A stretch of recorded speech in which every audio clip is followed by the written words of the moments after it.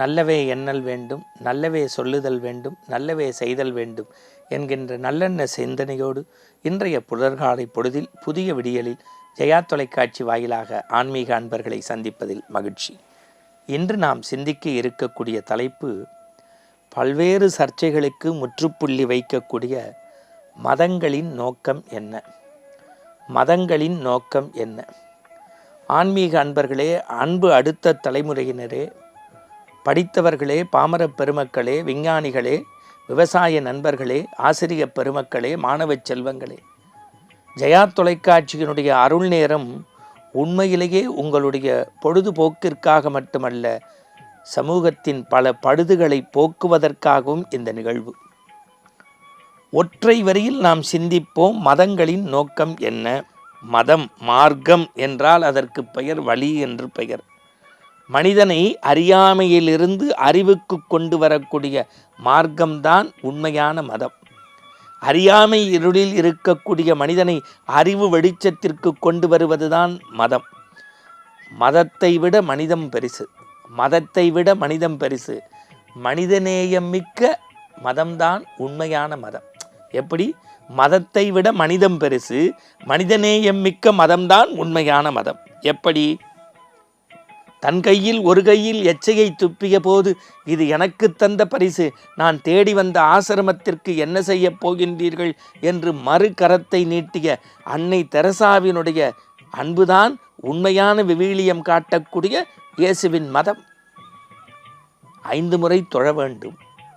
ஒரு நாள் தொழுகையை துறந்த போது நபிநாயகத்தின் அன்பை அருளை பெற்ற சுலைமான் சேட்டை இறைவன் சொன்னான், குளிர்காலை வேளையில் 5 அறிவு படைத்த பூனைக்குட்டிக்கு இதம் தந்து இனிய பால் தந்து அன்பு செலுத்தியதால் உனக்கு சொர்க்கம் தந்தேன், காரணம் உன்னுடைய மனிதநேயம்.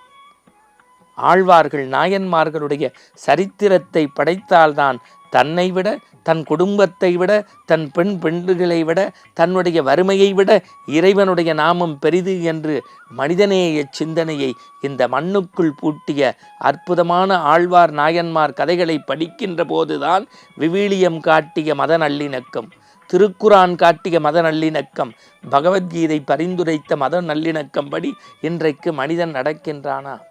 யாதும் ஊரே யாவரும் கேளீர், தீதும் நன்றும் பிறர் தரவாரா என்று வார்த்தைகளுக்கு வர்ணம் பூசாதீர்கள். யாதும் ஊரே யாவரும் கேளீர், தீதும் நன்றும் பிறர் தரவாரா என்று வார்த்தைகளுக்கு வர்ணம் பூசாதீர்கள். மனதில் அழுக்கை வைத்து சாக்கடை போல நீங்கள் வைத்திருந்தால் அதுவா மனிதநேயம்? வாலி சொல்லுவாரே, சில யானைகள் மதம் பிடித்து ஓடவில்லை, சில மதங்கள் பிடிக்கவில்லை என்பதால் ஓடுகிறது என்று. எது உண்மையான மனிதநேயம்? விநாயகர் சதுர்த்தி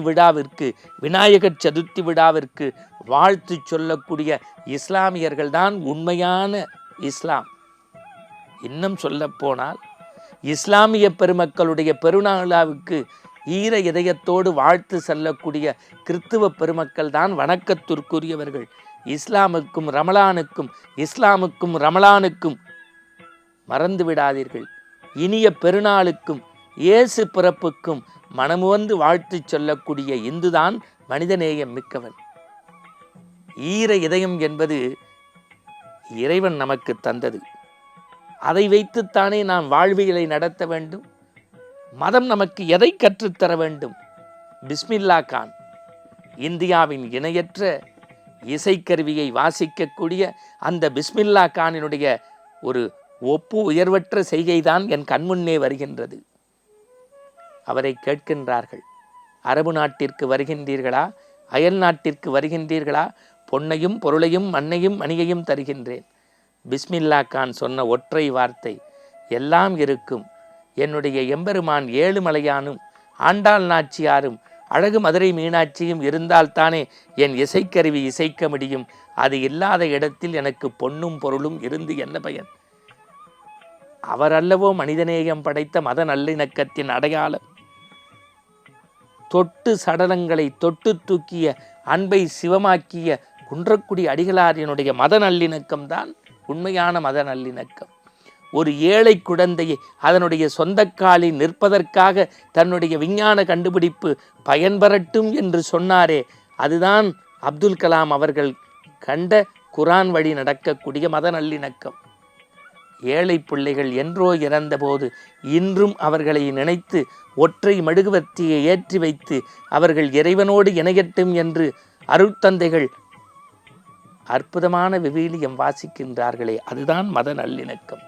தன் குடும்பம், தன் பெண்டு, தன் வளர்ச்சிக்காக பிற மதங்களை சாடக்கூடிய மனிதர்களே, ஒற்றை வரியில் சிந்திக்கின்றேன். மதத்தை விட மனிதம் பெரிது என்பதால் மனிதத்தை நேசிக்கக்கூடிய மத மார்க்கம் படி நடப்போம், நல்லதையே நினைப்போம். காரணம், இந்தியாவினுடைய சிறப்பு என்பதே மதத்தை தாண்டிய மத நல்லிணக்கம் என்பதை மறந்து விடாதீர்கள்.